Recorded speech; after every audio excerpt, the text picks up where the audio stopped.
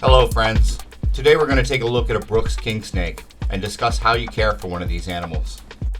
I'm going to do my best to give a concise breakdown of everything that you need to know before purchasing a Brooks Kingsnake, but for further information you can always consult my website where you'll find a much more detailed care guide.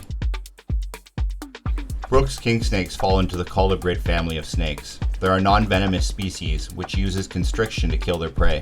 They also can be found in a variety of color and pattern morphs. At full grown, these snakes measure 4 to 6 feet in length, and their average lifespan is 10 to 15 years in captivity. Care requirements and housing for a Brooks Kingsnake are actually fairly simplistic. Being that they're a relatively small species of snake, a Brooks Kingsnake doesn't require too much space. A 30 to 40 gallon terrarium generally should be sufficient for a snake of this size. There is a wide variety of options for substrate when it comes to a Brooks Kingsnake, but for me the easiest and most accessible thing to use is Eco Earth or coconut husk. I find that this holds humidity well and it's easily cleaned. You really don't need to use too much Eco Earth, but a depth of a few inches and full coverage of the ground of the terrarium is advisable. These snakes also don't require much in the way of accessories, but you do want to provide a hiding space. The hide that you provide your snake with should be big enough that it can find a sense of security by fitting entirely within it. The next obvious integral piece of furniture is a water dish. Fresh water should be provided to your Brooks Kingsnake daily, and if this water becomes soiled, it should be changed immediately. Aggression in Brooks Kingsnakes tends to vary. I've had some that are very easily handled, but this particular one is usually more aggressive. After being handled, she's upset, and in an effort to show me how tough she is, she's biting her own tail. Definitely a cool pet, but possibly not the brightest snake. As with the majority of reptiles, Brooks Kingsnakes will require a heating source. My preference for this snake is under tank heating in the form of a heat mat. Whatever type of heating element you do use, it should be positioned to one side of the tank to create a heat gradient. The base temperature within a Brooks Kingsnake's enclosure should be 70 to 80 and 85 to 90 on the hottest side. Along with heat, you'll also need to provide a consistent level of humidity. This can be done with daily misting, but if you use a larger dish inside of their tank, it'll also keep the base humidity up with less need for intervention from you. Another important factor that needs to be considered when keeping any snake is the security of its enclosure. Pet snakes are notorious for their ability to escape. Being that I keep my king snake inside of a screen top terrarium, I like to use these lid clamps as an added element of security. Specialized UV lighting setups are not a requirement for a Brooks Kingsnake, but as with all animals, they should have a 12-hour day and night cycle. Being that I had one already available, I've given this snake a lighting source, and I've added it to a timer to ensure that this is done automatically. I'll now ensure that the lid clamps are in place. These fit snugly over the corners of the screen top. They make it much more difficult for a snake to push off the lid and can usually be purchased in any reptile shop.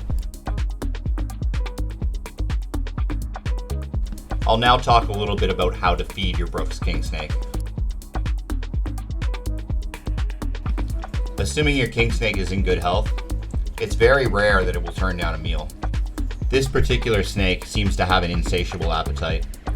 Anytime I come into the room or even tap on its glass, it sends it into a frenzy. It's always ready to eat.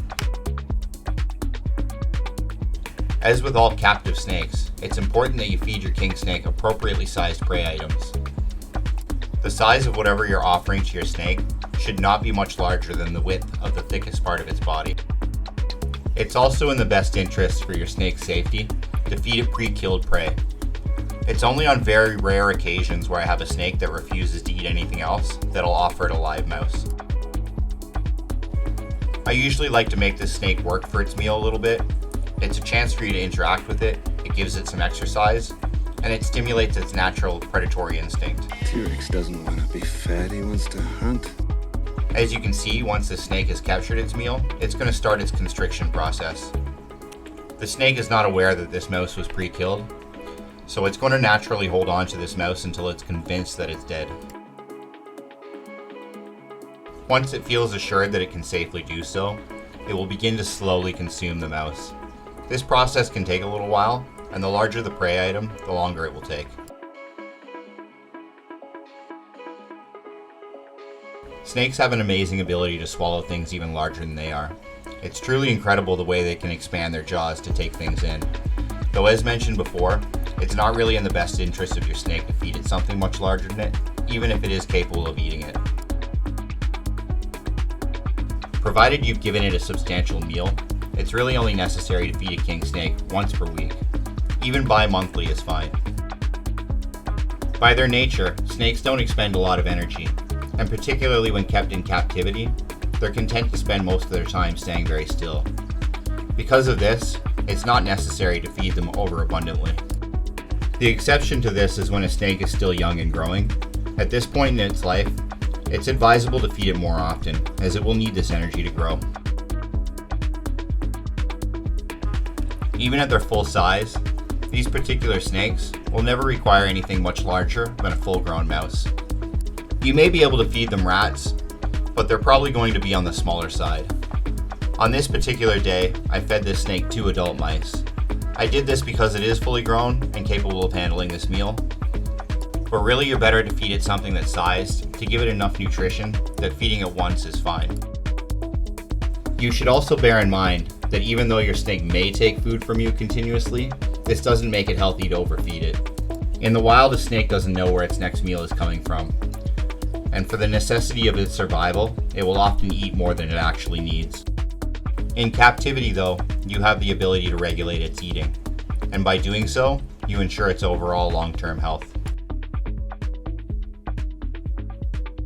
So that would be the basic information that you require for keeping a Brooks king snake. Just with any other animal though, you should always do more research and make sure that this animal is right for you. Please feel free to check the care guide I mentioned earlier on my website. This will give you a little more insight onto what these animals are about. Also please, if you like this video, subscribe to my channel. Take a look at some of my other care guides or miscellaneous content. I appreciate your time. Thanks.